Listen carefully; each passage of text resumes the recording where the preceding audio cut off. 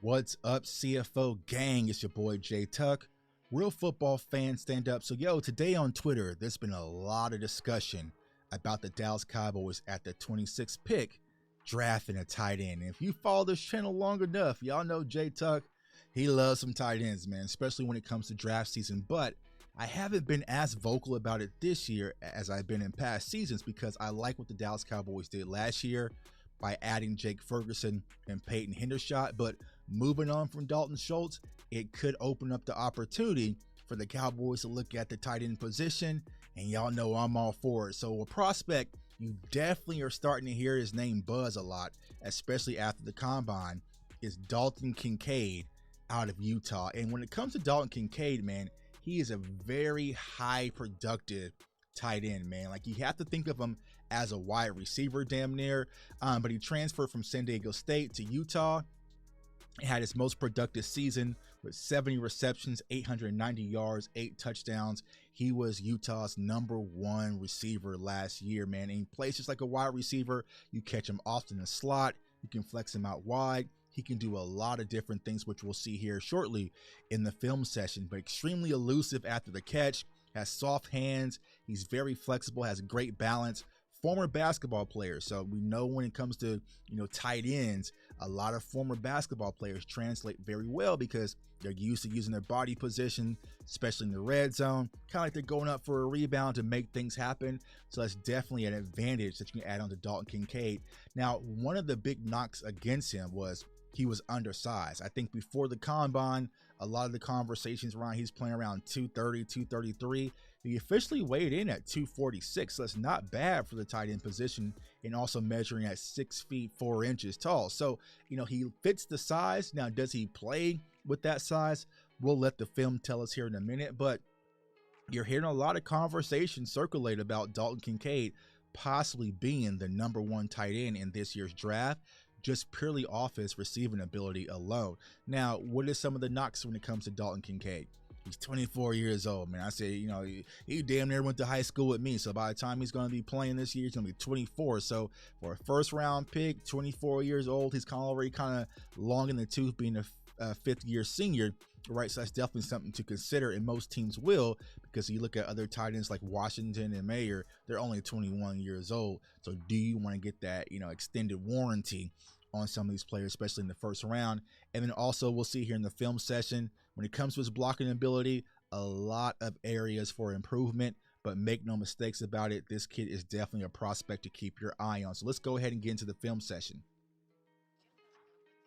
Now, I'm going to be honest, like, his best games was like versus Oregon, right? This is versus Oregon State, and also have Florida mixed in, which I'll say pretty much wasn't his most effective games, right? But, here on this channel, man, we just don't want to show all the good games. It's not a highlight channel. We want to show everything, so that way we're fully equipped to make these decisions as we're starting to go through these mocks. But as of right now, you're seeing him down below, and just a simple out route. Boom, secures the catch. He gets his body upfield quickly. So once again, like I always say, start from the ground up to the base. Great stance. He's lean. He looks just like a wide receiver. Gets off the line of scrimmage fairly quickly. Flexibility in his hips. First route. That's easy money routes right there.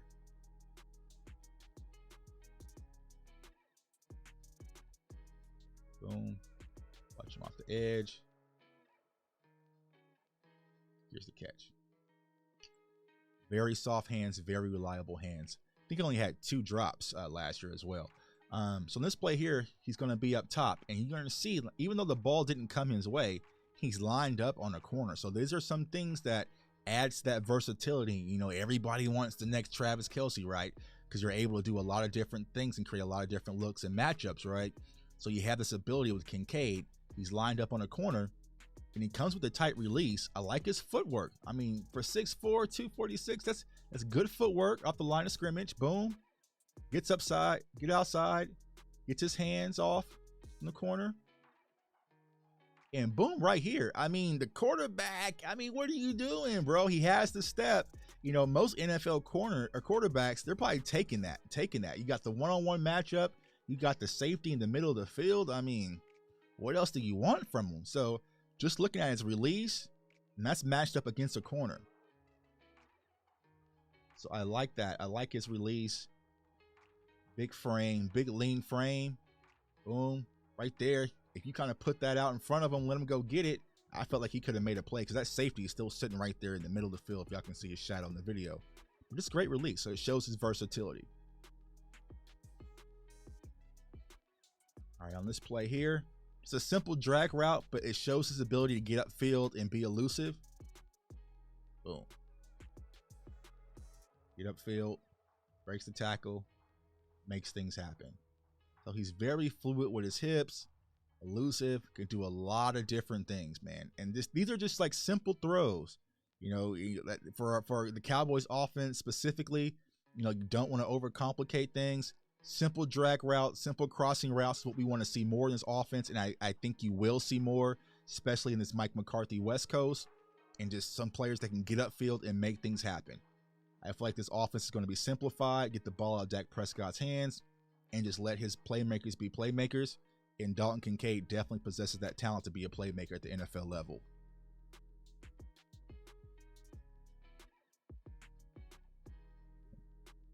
All right, here he goes. He is in the red zone. Now, he comes off, gets his quick out route, and he comes upfield. And this referee right here says no call, incomplete. This is a hold, fam. Like, this is a hold right there. He's been held on, like, but it's a good route, you know what I'm saying? So it shows that he can be a mismatch, especially in the red zone if he's lined up versus a linebacker. But I don't know what the ref was looking at. I don't know, bro.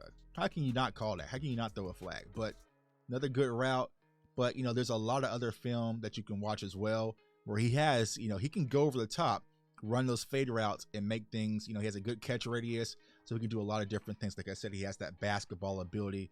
Now, here is where it kind of gets a little dark. But like I said, Cowboys Nation, we have been so trained to have tight ends that can block, tight ends that can block, tight ends can block. There are a lot of great tight ends in the NFL that can't block worth a damn, right? So, you know, Travis Kelce isn't the most dominant blocker. He's a willing blocker, but he's not dominant, right? But we've always had Jay Novacek and, you know, Jason Witten. Those guys were more balanced, and there's another prospect that kind of fits that mold. But for Kincaid, he's willing, but he's just not the best blocker. Tries to steal the outside. You know, there's effort there, but there's nothing to get excited about for him, especially in the blocking game. But you also, once again, you have Ferguson, and you also have Hendershot to do some of that dirty work.